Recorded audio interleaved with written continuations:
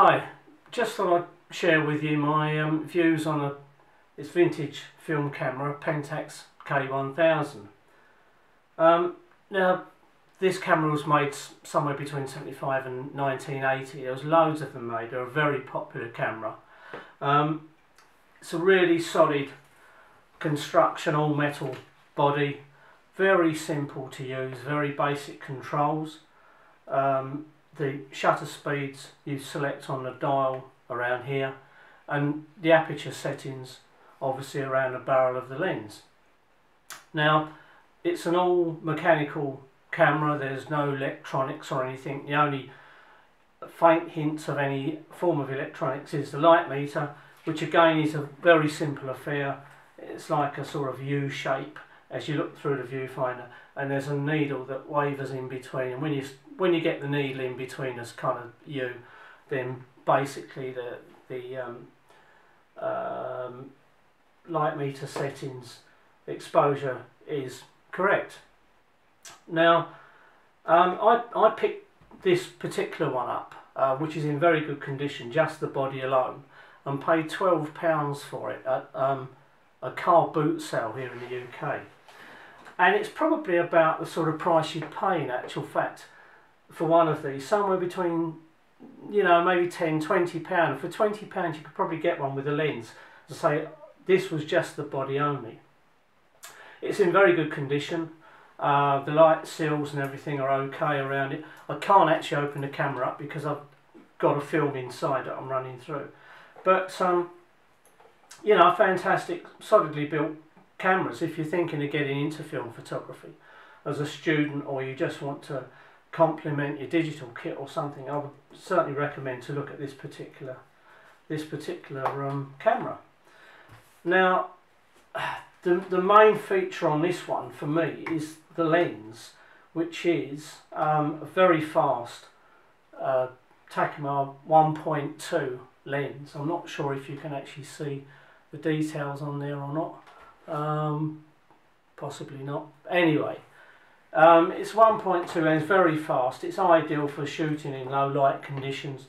Gives you that extra bit of flexibility, as I say, when the light's fading. The downside, I suppose, it's a very heavy lens. You carry this around with you all day, and it's like carrying a bag of potatoes on your shoulder. But it's all glass. It's a really solid construction. It's a lens made the way lenses used to be made, instead of sort of plastic and that sort of thing. If you're thinking of buying a lens of this kind of speed, apparently Canon actually make a 1.2 lens, which I've never actually experienced using it myself, but reading a few comments about it, people seem to think the 1.2 Canon lens slightly better than the Pentax one, especially at full aperture when it's wide open.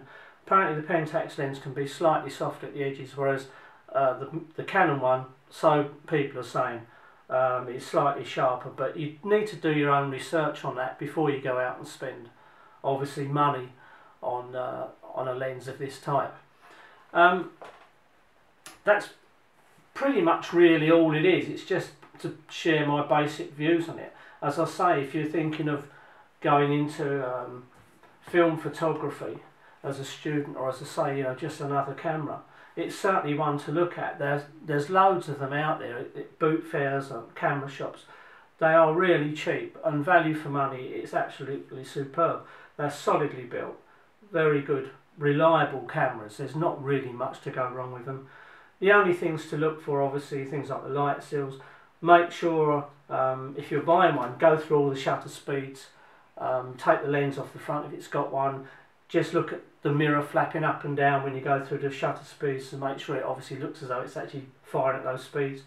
If there's a lens on it, go through all the aperture settings on the lens to make sure the iris opens and closes as it should and doesn't stick. And that's pretty much all you can really do. And you know, put a roll of film in it and really go out and enjoy photography as photography should be.